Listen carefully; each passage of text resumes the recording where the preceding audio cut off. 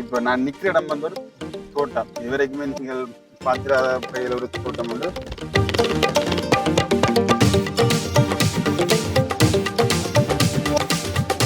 யாழ்ப்பாணத்தில் உற்பத்தி செய்யலாமா, உற்பத்தி செய்ய முடியாதா, ஒரு மிகப்பெரிய ஒரு கேள்வியும் இருந்தது.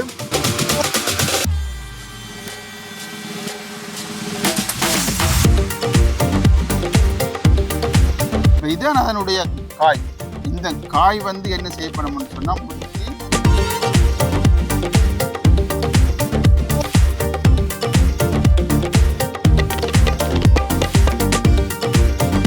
கிட்டத்தட்ட இது வந்து யாழ்ப்பாணத்துல வந்து எங்கேயுமே உற்பத்தியாகாத ஒரு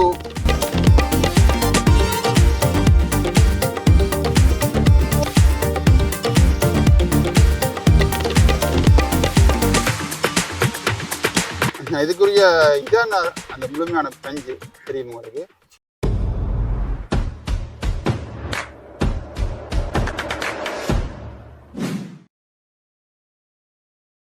வணக்கம் நண்பர்களே, மற்றொரு காணொலியில் சந்திப்பதில் மகிழ்ச்சி. நாங்கள் இன்றைக்கு எங்கே நிற்கிறோம்னு சொல்லி பார்த்தீங்கன்னா ஆவரங்கால் கிழக்கு புத்துரன் இடத்துல இங்கே இப்போ நான் நிற்கிற இடம் வந்து ஒரு தோட்டம். இதுவரைக்குமே நீங்கள் பார்த்திராத வகையில் ஒரு தோட்டம் உண்டு. கிட்டத்தட்ட வண்டி மாதிரி இருக்குன்னு சொல்லி நீங்கள் நினைக்கலாம். இது வண்டி இல்லை, பருத்தி. அதாவது வந்து இந்த பருத்தி தோட்டம் வந்து ஒரு பயிர்ச்சார்ந்த முயற்சியாக இங்கே வந்து செய்யப்படுது. அதாவது வந்து இது வந்து கிட்டத்தட்ட ஒரு வெப்பம் அல்லது மிதமான வெப்ப காலநிலை கொண்ட இந்த பிரதேசத்துலதான் இது அதிகமாக வந்து விளையக்கூடிய ஒரு பயிராக வந்திருக்கு. இது வந்து யாழ்ப்பாணத்தில் உற்பத்தி செய்யலாமா, உற்பத்தி செய்ய முடியாதா ஒரு மிகப்பெரிய ஒரு கேள்வி ஒன்று இருந்தது.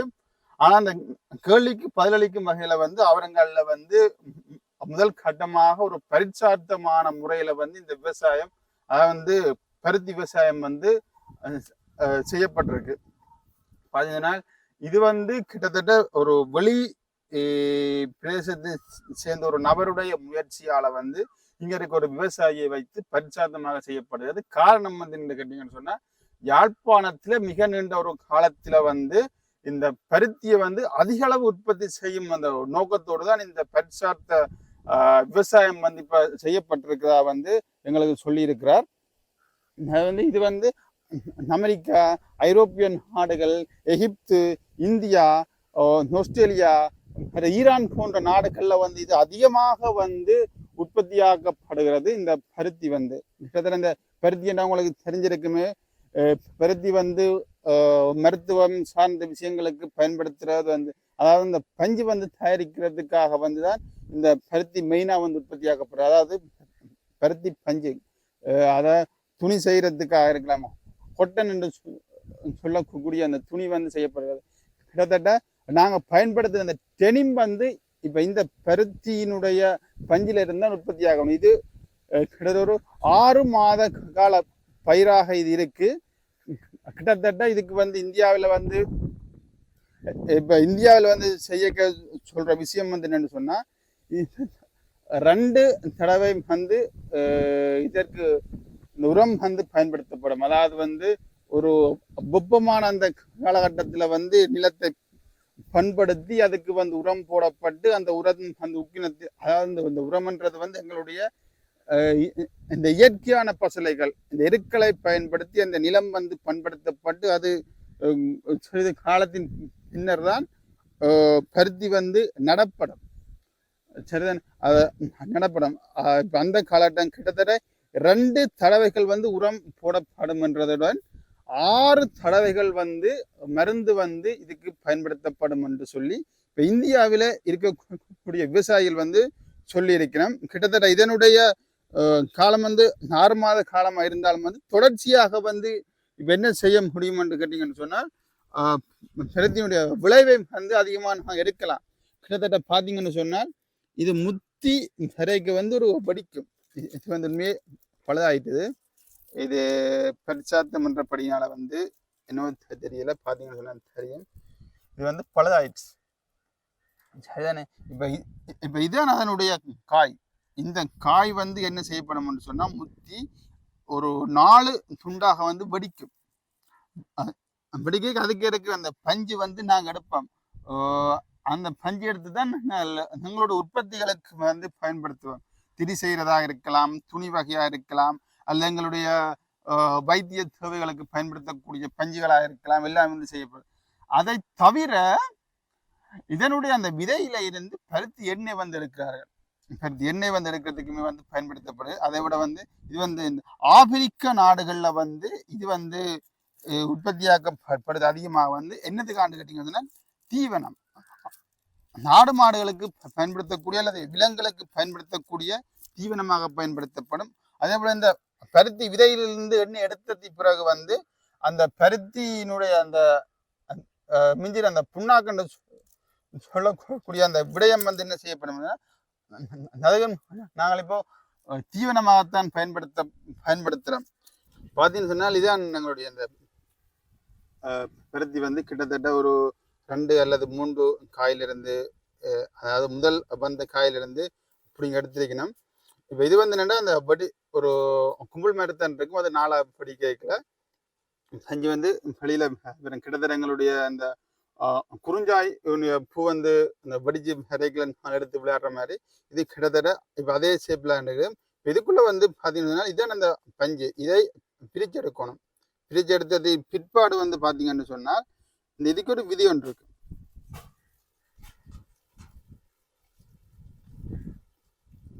இப்போ இது பிரிச்சு எடுக்கிறதுல தான் எங்களுக்கு இருக்கக்கூடிய மிகப்பெரிய சவாலாக இருக்கு. ஏன்னா இதுக்கு மிஷினரி இருக்கா, இதுக்கு மிஷினரி தான் இருக்குமா,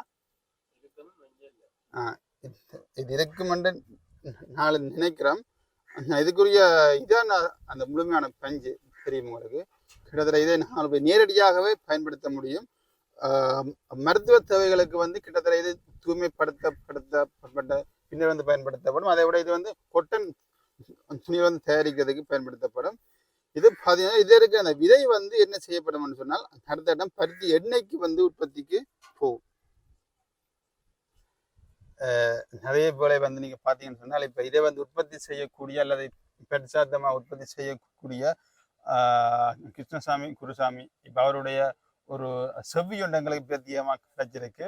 இப்ப இது வந்து ஏன் உற்பத்தி செய்யப்படுது, என்னதுக்காக, இது இதனுடைய நடந்த நடவடிக்கை என்னென்ற விஷயத்த வந்து இப்ப எங்களுக்கு அவர் முழுமையாக தெளிவுபடுத்தியிருக்கார். இப்ப அந்த காணொலியும் வந்து நான் இதோட வந்து உங்களுக்கு நினைச்சிருக்கிறேன். முழுமையாக அந்த காணொலியை பாருங்க.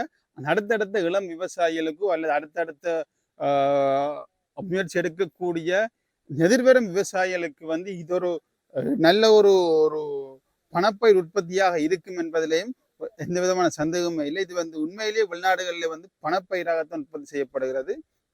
கிட்டத்தட்ட இந்த இதில் உற்பத்தியாக்கப்படுகின்ற 10 விதமான பஞ்சுகள்லாம் வீணாகிறது.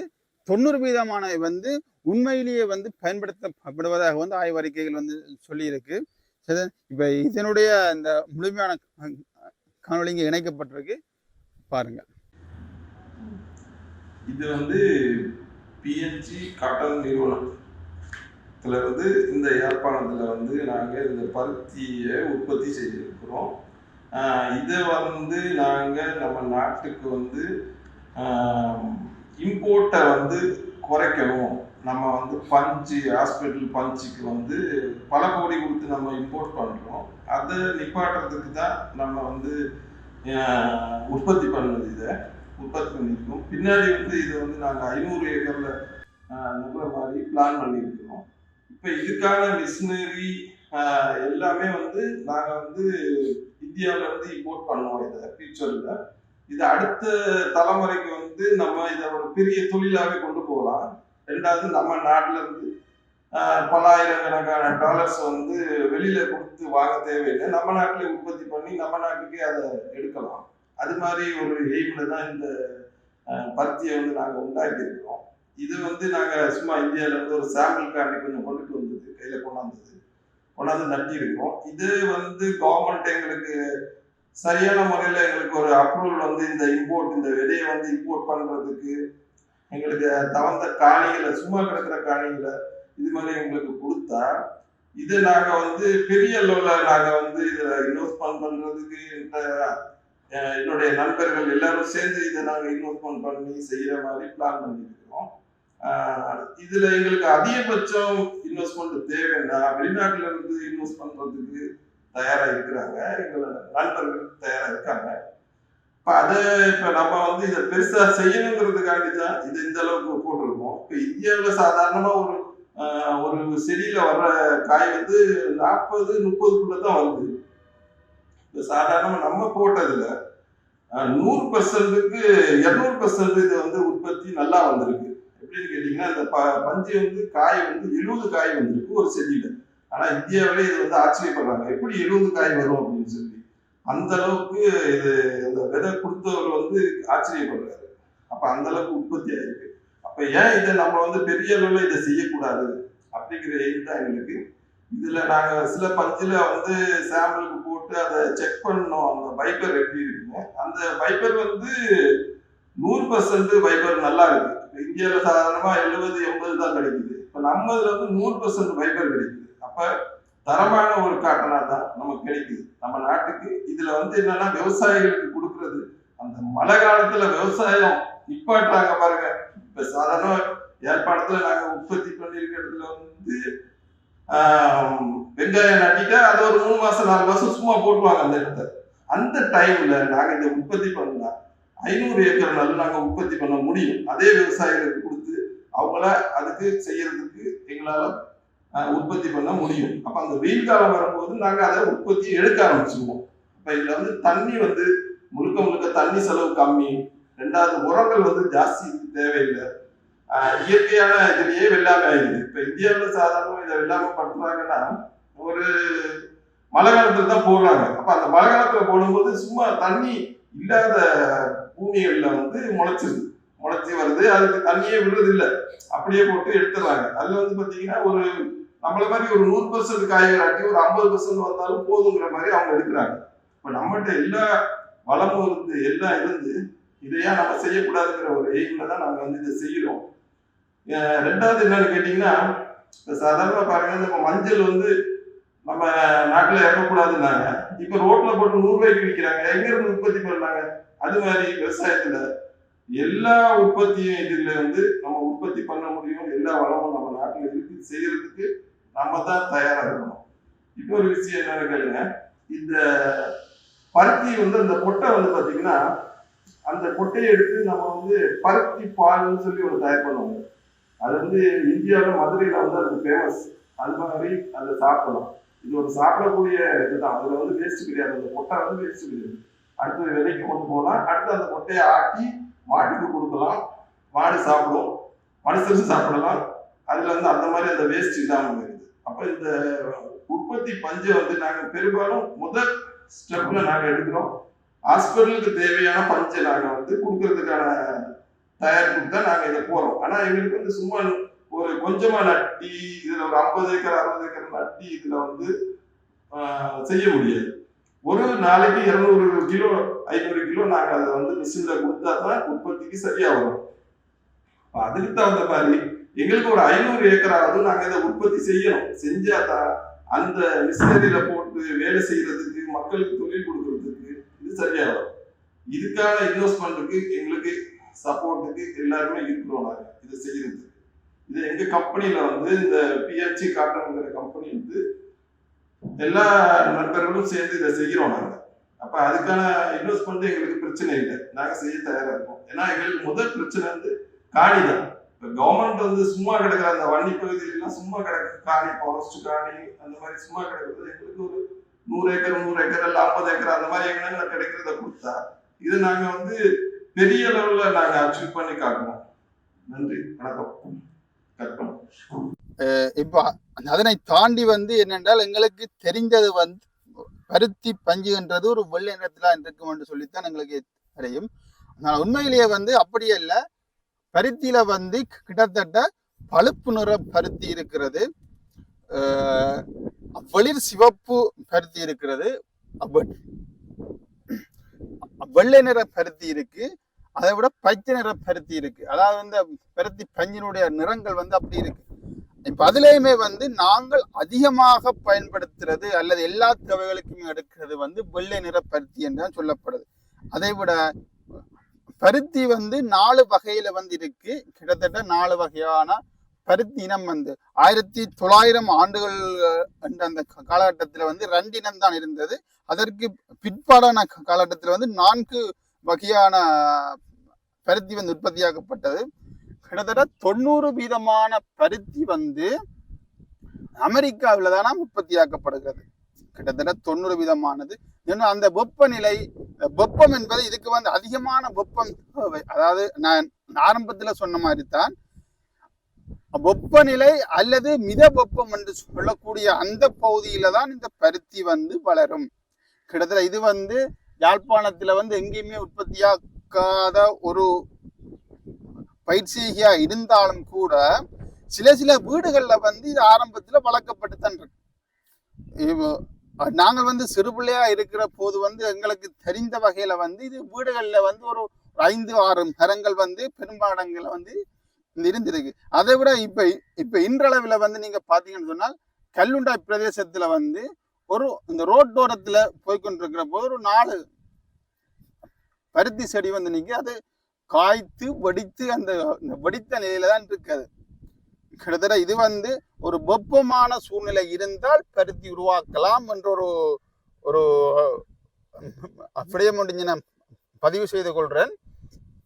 இது வந்து உண்மையிலேயே வந்து யாழ்ப்பாணத்தில் ஜனாதிபதியினுடைய அனுமதி பெறப்பட்டு அங்கீகாரம் பெறப்பட்டு மிகப்பெரிய பருத்தி தோட்டம் ஒன்று உருவாக்குவதற்கு தயாராகி வருகின்றனர். அதையும் வந்து குறிப்பாக சொல்லணும். இப்ப அண்மை காலமாக வந்து யாழ்ப்பாணத்தில பணப்பயிர்கள் என்று சொல்லப்படக்கூடிய வெங்காயமா இருக்கலாம், புகையிலையா இருக்கலாம், இதுகளை தாண்டி வந்து புதிதாக ஏதாவது உற்பத்தி செய்ய முடியுமா அல்லது புதிதாக ஏதாவது ஒன்றை கொண்டு வர முடியுமா என்று சொல்லி பார்த்து அதை உருவாக்குறதுல வந்து விவசாயிகள் வந்து மும்முரம் காட்டி வருகிறார். மிக அண்மையில வந்து ஒரு காணொலி ஒன்று பதிவு செய்திருந்தாங்க. சூரியகாந்தி செய்கை கிட்டத்தட்ட யாழ்ப்பாணத்துல பலிகாமம் மேற்கு பிரதேச சபைக்கு உட்பட்ட 2 பிரதேசத்துல வந்து சூரியகாந்தி வந்து யாழ்ப்பாணத்தை உற்பத்தியாக்க முடியுமா என்று சொன்னால் நிச்சயமாக முடியும். அதே மாதிரித்தான் பருத்தியும் உற்பத்தி செய்ய முடியுமா என்று சொன்னால் முடியும். இது மிகப்பெரிய தோட்டம் உருவாகுவதற்குரிய ஒரு அடிப்படை என்றுதான் சொல்ல வேண்டும். கிட்டத்தட்ட இந்த இடம் வந்து ஒரு 4.5 பரப்புல வந்து ஒரு பரிச்சார்த்தமாக வந்து செய்யப்படுகிறது. கிட்டத்தட்ட இந்த ஐயா வந்து ஒரு 75 வயதுடைய ஐயா தான் இதை வந்து முதலாக வந்து ஒரு பரிச்சார்த்த உற்பத்திக்கு வந்து ஐயாவினூடாகத்தான் செய்யப்படுகிறது. கிட்டத்தட்ட அந்த ஐயாவினுடைய ஒரு நெருங்கிய சொந்தம் தான் இதை உருவாக்கி கொண்டிருக்கிறார்கள். மிக விரைவில் வந்து யாழ்ப்பாணத்திலே மிகப்பெரிய ஒரு பருத்தி தோட்டம் ஒன்று உருவாகும். இப்ப வெண்டியா, கத்தரி, மிளகாய் இதுகளை தாண்டி வந்து பருத்தி வந்து மிகப்பெரிய அளவில் வந்து ஒரு விவசாயமாக யாழ்ப்பாணத்தை உருவாக்கப்படும் என்பதுதான் நிச்சயம். மற்றும் ஒரு காணொளி உங்களை சந்திக்கிறேன். அதுவரை நன்றி, வணக்கம்.